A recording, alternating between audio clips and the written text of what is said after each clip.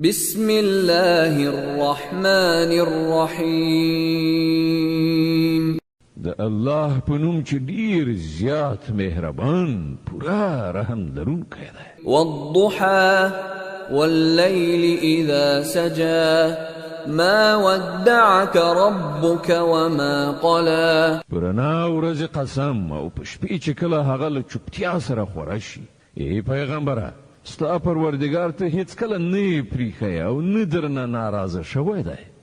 وللآخرة خير لك من الأولى ولسوف يعطيك ربك فترضى.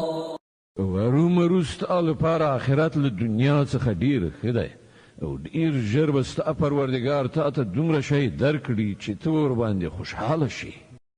ألم يجدك يتيما فآوى ووجدك ضالا فهدى. آیا هغه ته یتیم ونه موندلې او بیا یې پناه درکړه او ته د شریعت له احکامو څخه نابلد وموندلې او بیا یې لارښودنه درته وکړه. ووجدك عائلا